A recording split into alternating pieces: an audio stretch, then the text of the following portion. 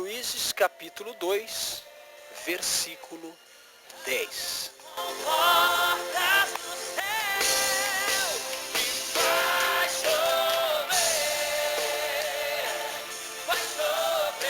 A palavra diz: e foi também congregada toda aquela geração a seus pais. E outra geração após ela se levantou, que não conhecia o Senhor, nem tampouco a obra que ele fizera a Israel. Juízes 2, versículo 10.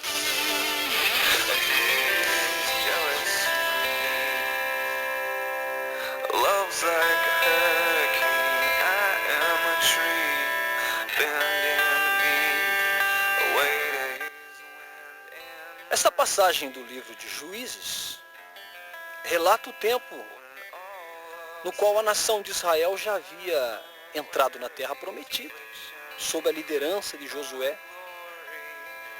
Havia expulsado de lá os cananeus, havia tomado as fortalezas de Jericó e também de Ai, e já estava estabelecida ali na terra. Josué já havia renovado a aliança com o povo, você encontra isso em Josué 24, de 1 a 28. Após todas essas conquistas, Josué então vem a falecer. Você encontra isso no livro de Josué 24, 29. Pouco depois se levantou outra geração, que está escrita no versículo 10 do capítulo 2. E é sobre esta geração, meu amado, sobre essa nova geração, que eu quero trazer a mensagem de hoje. É bom que nós fiquemos atentos, porque nós estamos no meio de uma história onde a terra prometida foi conquistada. Josué venceu Jericó, você já conhece essa batalha. Josué venceu Ai. No primeiro ataque que ele fez a Ai, eles foram derrotados, porque tinha anátema, tinha objetos amaldiçoados dentro das tendas dos israelitas. Então Deus não deu a vitória a eles. E ele precisou limpar a casa, preparar a casa, santificar a casa e voltar a combater Ai. Conquistou Ai. E conquistaram posteriormente a terra prometida e dividiram as suas terras entre as tribos. E Josué então, ele no capítulo 24 do livro de Josué, no versículo 29, vai falar do seu falecimento. Josué faleceu.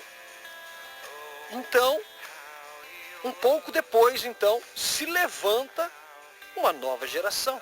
E lá no capítulo 2, no versículo 10, você vai encontrar uma nova geração. Uma geração diferente da geração de Josué. A Bíblia relata que se levantou uma geração que não conhecia. Uma geração que não conhecia o Senhor, nem tampouco a obra que ele fizera a Israel. É sobre esta geração que eu quero falar. Porque esta nova geração era uma geração apóstata. E eu já falei nesse programa aqui o que significa apostasia. Apostasia não se fala dos não convertidos, mas dos convertidos que abandonam os princípios da vontade da palavra do Senhor. Nos nossos dias, são aqueles que se converteram, são aqueles que estão no templo e de fato tiveram uma experiência com Deus, tiveram seus livramentos, começaram obedientes, começaram abertos ao novo, submissos aos seus pastores e às suas lideranças, e em contrapartida os seus pastores, seus líderes também eram submissos e homens de oração, homens que faziam de tudo para valer a palavra do Senhor, mas que com as tentações, com as dificuldades, com as lutas, com as provações, porque eu quero abrir um parênteses aqui e dizer para você, a caminhada não é fácil. Ela no início parece ser fácil por causa da empolgação. Por causa da alegria do primeiro amor, ela parece ser fácil. Mas ela não é fácil, ela é difícil. Quando passa a empolgação, quando passa aquele momento de histeria, porque até isso acontece, então você de fato começa a viver a sua vida nova. E aí sim, aí a dificuldade é grande. E são nessas horas que realmente vai se moldar o verdadeiro convertido. É na hora das renúncias, é na hora dos princípios da Sagrada Escritura que vai se forjar o convertido. Então esta geração que veio depois da morte de Josué, ela se apostatou. Ela não possuía aliança com Deus e nem compromisso com a sua palavra. Ou seja, com a sua lei. E esta geração fez o que era mal aos olhos do Senhor e serviu aos Baals. Josué capítulo 2, versículo 11. O que quer dizer isso? Israel estava seguindo seus próprios deleites, a sua vontade, andando debaixo de uma justiça própria e adorando deuses pagãos. Isso é bíblico. Isso é uma coisa da Bíblia. Então é interessante notar que na geração atual da igreja moderna, nós estamos vivenciando a mesma coisa. Um povo que não conhece a Deus nem a sua grandiosa obra. Está estampado, não há agora como refutar. Não podemos generalizar, mas não há como refutar que uma parcela grande, talvez até bem maior do que aqueles que levam a sério, não estão vivendo a vontade do Senhor. Então nós estamos vivendo ou vivenciando a mesma coisa. Um povo que já não conhece mais a Deus, nem a sua grandiosa obra. Temos contemplado um evangelho fraco, diluído, que vai beneficiar a carne, que não condena o pecado. Hoje o cristianismo não condena o pecado. Você consegue viver de uma maneira carnal, humana, viver com a Bíblia na mão e vivendo as coisas do mundo. É comum você ver isso aí. Essa mistura. Essa mistura.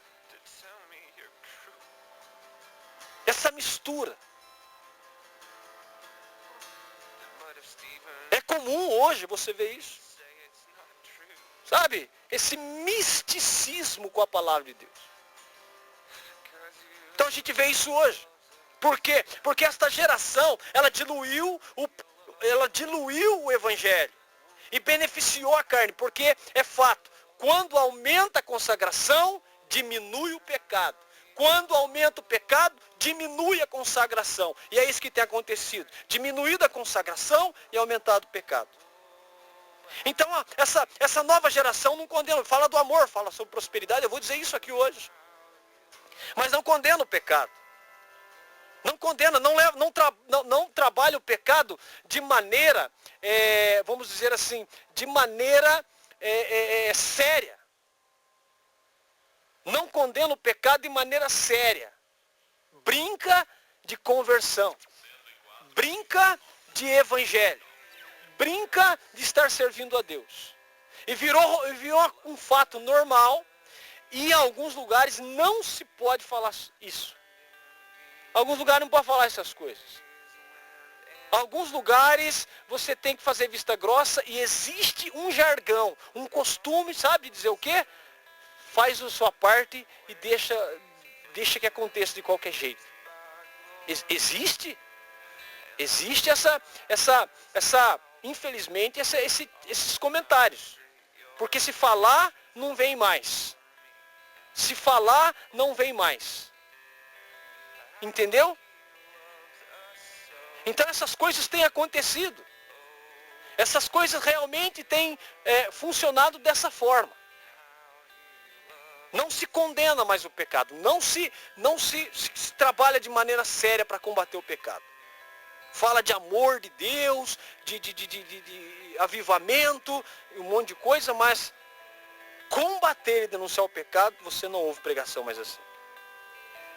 Então, não condena o pecado, que também não regenera. O evangelho que não regenera e que não transforma mais o pecador. Dia após dia nós vemos cristãos preocupados com o quê? Com as promessas, com os benefícios. com o lucro, através do Evangelho, com a alegria carnal, com a prosperidade. E apresentam um Deus que só satisfaz o interesse material. Carro, casa, melhor emprego, melhor salário, mas libertação, né? Largar do vício, do álcool, do cigarro, das festas do mundo, essas coisas não. Essas coisas não precisa. A gente vai evangelizar e vai dar tudo certo, né? Então nós vemos essas coisas. E alguns ministérios, o alvo é o luxo, o conforto. Dizem que o verdadeiro cristão tem que ser próspero financeiramente. A máxima desses ministérios é: como pode um filho de pai rico ser pobre? Pregações que focam essas coisas. Pois dizem que por Deus ser nosso Pai e ser dono do ouro e da prata, como dizem Ageu 2,8, devemos ser ricos. Uma interpretação carnal, humana e sem compromisso com o Evangelho. E há também as curas. Muitos buscam obter curas, receber milagres, ter alívios imediatos no seu corpo e tantos outros benefícios que Deus possa trazer. É esse o conhecimento da geração atual, conhecimento de Deus desta geração atual. O algo de bom que Deus pode fazer para ela, seja o que for. E nessa busca, procuram a igreja e a fé para satisfazerem os seus desejos terrenos, e não para adquirirem conhecimento de Deus, da sua pessoa e do seu caráter. Os tais não crescem em santificação e comunhão pessoal com Deus, através de uma vida profunda de oração. Agindo assim, não se conformam às imagens de seu Filho Jesus Cristo. Por quê? Porque buscam o que é carnal. Não crescem de glória em glória à sua semelhança. Não. Tampouco são participantes da natureza divina, 2 Pedro 1,4. Por isso se diz desta geração cristã que também não conhece a obra que ele fizera a Israel. Porque atualmente não há na igreja conhecimento bíblico, não há na igreja conhecimento dos atributos de Deus, do seu caráter, da sua justiça, do seu juízo, do seu amor, da sua misericórdia e graça. Não há entendimento de como ele aplicou essas coisas no transcender de toda a Escritura, mostrando-se o Deus assombroso, terrível, justo e perfeito que é. Não conhecemos isso, ficamos ali na esfera, ficamos ali na superfície. Então, meu irmão, esse é o retrato da geração atual. Semelhante à geração dos dias de Juízes. Isso é um fato. E nós não podemos ignorar essa verdade explícita no Evangelho moderno. É assim que a maioria dos cristãos tem vivido, sem o conhecimento das obras de Deus. Mas eu quero apresentar a maior causa disso ter ocorrido. E ela está descrita em Juízes, capítulo 2, versículo 8. Faleceu, porém, Josué, filho de Num, servo do Senhor. Meu Deus, aqui está a chave para esse terrível mal que assola o cristianismo. Filho de Num, servo do Senhor.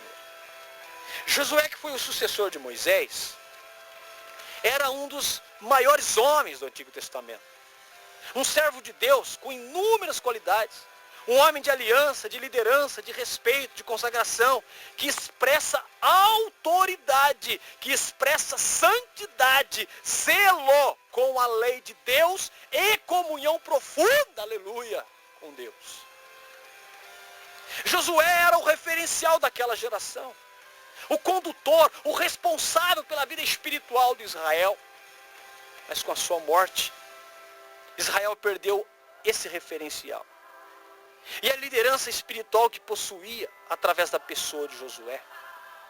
Por conseguinte, a nação que se levantou sem esse grande referencial começa a se desviar e perder os conceitos espirituais, transgredindo a lei, servindo a outros deuses e vivendo de maneira iníqua, até provocar a ira do Senhor. Esse foi o grande fator do declínio de Israel. E hoje, na nossa geração, meu amado, isso não é diferente. A razão pela qual o cristianismo atual, o padrão de vida espiritual dos cristãos e o evangelho que eles professam está como está, é a falta de referenciais. Nós estamos mais não estamos mais vivendo os tempos dos grandes líderes, poderosíssimos na oração. Não tem mais, não tem mais. Em contrapartida, aos homens de fé do passado,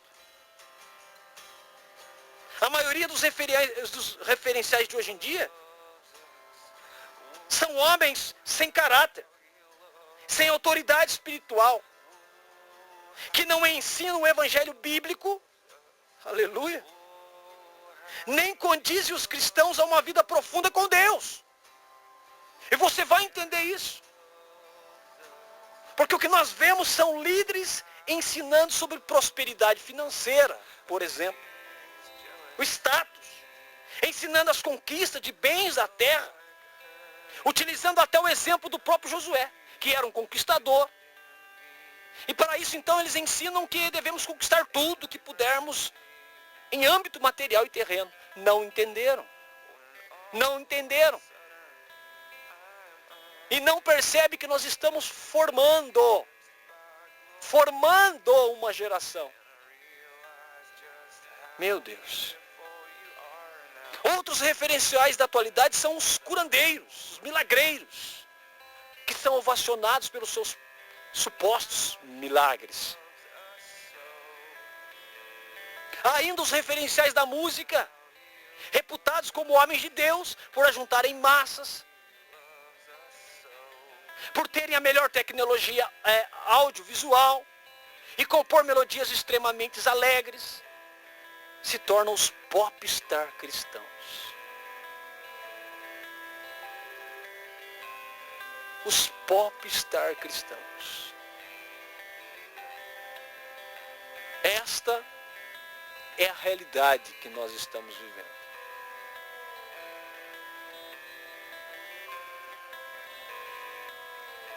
O que os define como homens de Deus, então, são seus talentos e não o número de pessoas que alcançam. E não seu caráter ou sua devoção pessoal a Deus. Mas são seus talentos. Mudamos o conceito. A maioria desses líderes não pautam seus ministérios exclusivamente na Bíblia. Nem leva os cristãos a crescerem no ensinamento bíblico, na vida de oração, na santificação ou na regeneração do seu caráter.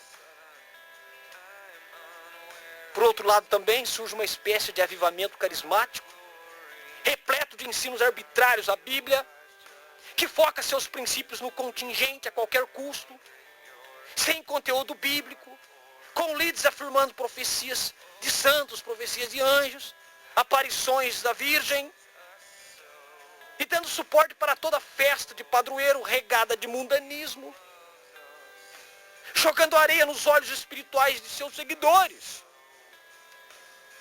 Então, meu irmão, esse é o tipo de referencial que possuímos hoje, que representa o modelo de liderança atual. Então são responsáveis, essas pessoas que de repente aparecem aí, elas são as responsáveis por conduzir a igreja atual na graça de Deus. Mas como fazem de qualquer maneira, como não dão suficiência ao ensinamento de Cristo, não separam, não há prioridade na vontade de Deus, então se forma o que nós estamos vendo aí.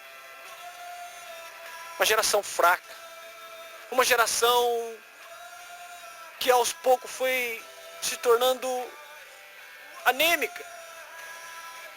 Então, se você notar no Antigo Testamento, a nação de Israel, ou seja, o povo de Deus, sempre refletia o seu altar.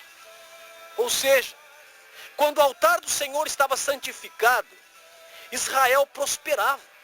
Havia colheitas, havia paz, havia vitória. Contudo, quando o altar estava corrompido por postes, ídolos e outros deuses, a nação toda perecia. Haviam secas e fomes. Israel perdia suas batalhas contra os inimigos. Então concluímos que o estado de declínio espiritual dos cristãos é causado pela corrupção do altar, que é decorrente da desobediência dos seus líderes, dos seus sacerdotes. A desobediência à palavra de Deus.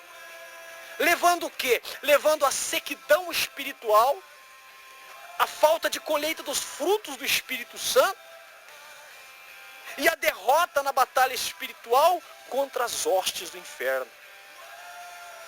Criando o quê? Uma geração débil e fraca, que não tem conhecimento profundo de Deus, nem da sua poderosa obra que fizera e ainda continua fazendo em corações sinceros e tementes a Deus. Mas você deve estar pensando, na nova aliança, no tempo da graça, o nosso referencial é Jesus Cristo. Pois está escrito, olhando para Jesus, autor e consumador da fé, Hebreus 12, versículo 2. Claro, isso é correto. E essa é a única maneira de você se salvar dessa geração, meu irmão. Essa geração que se corrompeu. Então você deve se atentar tão e unicamente, exclusivamente às Escrituras. Primeiro, você olha de um lado, porta fechada. Olha do outro, montanhas intransponíveis. Olha do outro, a fome. Olha do outro, a apostasia. Olha do outro, a corrupção. Olha do outro, aquelas reuniõezinhas no fundo da igreja, trocando às vezes propina. Corrompendo o altar do Senhor. Divulgando curas mirabolosas que depois vem aí uma reportagem secular e desmascara tudo, é tudo mentira. Quantos não fazem isso? Expulsando castas de demônios que são representações, meu amado. E uma disputa muito grande por audiência, por membros, por manter a obra. E a gente percebe então um comércio na porta do templo. A gente percebe então uma falta de respeito com as coisas sagradas. E isso está em todos os lugares. Quando não é na área financeira, é na área da consagração, da santidade. Não existe renúncia. Não existe esse zelo pela santidade, pelo que é certo. Então, quando se acerta de um jeito, se erra do outro. E vai se corrompendo. Infelizmente, as instituições todas estão comprometidas com o pecado. Pode conversar com pessoas de qualquer linha denominacional evangélica e para 5 minutinhos. Evangélicas e cristãs, porque hoje todo mundo é cristão. Todo mundo é cristão. Todo mundo se denomina cristão. Então, nesse momento que nós estamos passando uma crise espiritual a nível mundial, onde todos se denominam cristãos, todos trazem uma esfera cristã, então é necessário agora buscar na palavra para podermos discernir qual é a vontade de Deus. Então chegou um tempo da palavra ser a evidência, o referencial. Aliás, sempre foi assim, mas antigamente nós víamos líderes que davam a vida. Você viu Moisés, você viu Josué, você viu homens, grandes homens bíblicos que realmente Noé pagava um alto preço para servir fielmente a palavra do Senhor. Mas hoje se corrompeu. Hoje não é o suficiente abrir igreja em nome de Jesus, escrever livros, biografias em nome de Jesus, gravar CDs em nome de Jesus, fazer shows em nome de Jesus. Porque vai chegar aquele dia e Deus vai dizer, não vos conheço. apartai-vos de mim para o fogo eterno. Mas eu preguei em seu nome, eu gravei CD em seu nome, eu abri igreja em seu nome, eu abri trabalho em seu nome, eu viajei em teu nome, eu fui para o monte em seu nome, eu consagrei óleo em seu nome, eu benzi a água em seu nome, eu fiz simpatia no seu nome, eu fiz a campanha da cura no seu nome, eu fiz campanha da libertação em seu nome, eu aconteci, por isso mesmo, afastai-vos de mim, não vos conheço, dirá o Senhor. Porque você fez. E Deus não fez. Então a Bíblia no Hebreus capítulo 12, versículo 2 vai dizer o quê? Vai dizer, olhando para Jesus, autor e consumador da fé. Hebreus 2,12, Jesus é o autor e o consumador da fé. Nele nós devemos olhar. Para ele nós devemos olhar. Isso é o correto. E essa é a única maneira, então, meu amado, de você se salvar desta geração que se corrompeu. Eu não estou falando nada de novo aqui. É fato. É fato que hoje o evangelho, por parte humana, está misturado com o profano.